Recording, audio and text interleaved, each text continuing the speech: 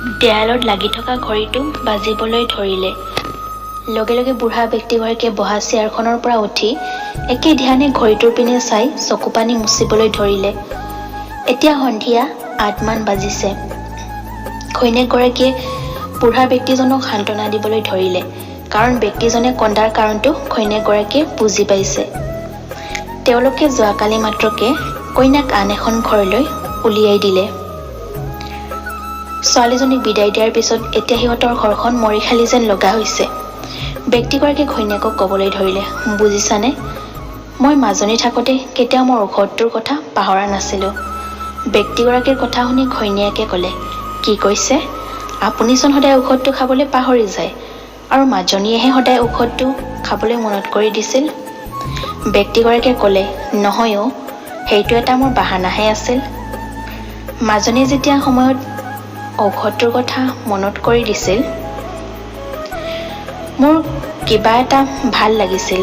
তাই ৮ বজাৰ লগে লগে ঔষধটোলৈ মোৰ সন্মুখত আনি দিয়ে। সেয়া হ'ল তাইৰ আমাৰ প্ৰতি থকা মৰম আৰু শ্ৰদ্ধা। কথাটো শুনি ঘৈণীয়েকগৰাকীয়ে হাঁহিবলৈ ধৰিলে।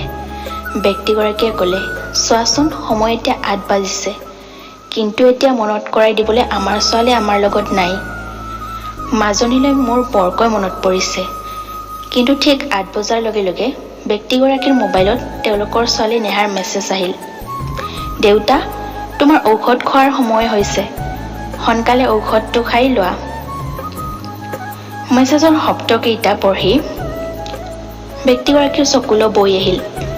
ব্যক্তিগৰাকীয়ে ভাবিলে, আজি আমাৰ ছোৱালী যদিওবা লগত নাই, কিন্তু আমাৰ সম্পৰ্কটো আজিও আছে আৰু আগলৈও এনেদৰে সদায় থাকিব বুলি মনৰ আনন্দত স্মাইল এটা দি নেহাৰ মেছেজৰ ৰিপ্লাই দিলে। ইফালে নেহাৰ মোবাইলটো বাজি উঠিল, কিন্তু নেহাৰ মোবাইলটো নেহাৰ গিৰিয়েক অনিকেতৰ লগতহে আছে। অনিকেতে নেহাৰ দেউতাকৰ মেছেজটো চাই ডিলিট কৰি দিলে, কিন্তু শেষৰটো মেছেজ ডিলিট কৰিবলৈ লওঁতে নেহাই বাথৰুমৰ পৰা ৰুমলৈ আহিল।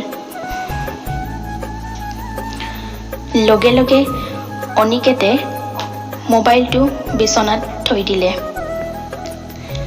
নেহাই ৰুমত আহি মোবাইলটো চাই অনিকেতক ক'লে, হাৰে, দেউতাই মোক স্মাইল মেছেজ কিয় দিছে? অনিকেতে মিচিকি হাঁহি এটা মাৰি ক'লে, মই কি জানো, তুমিহে জানিবা। আচলতে সেইদিনা নেহাৰ হৈ অনিকেতে নেহাৰ দেউতাকক মেছেজটো দিছিল। অনিকেত ডক্তৰ হোৱাৰ উপৰিও বৰ্তমান এগৰাকী স্বামীও।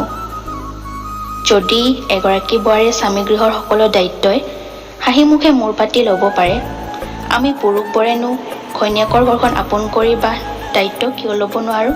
ধন্যবাদ। বন্ধুসকল, কাহিনীটো শুনি কেনেকুৱা পালে কমেণ্টত জনাব, আৰু ভাল লাগিলে এটা লাইক কৰি দিব, লগতে চেনেলটো ছাবস্ক্ৰাইব কৰি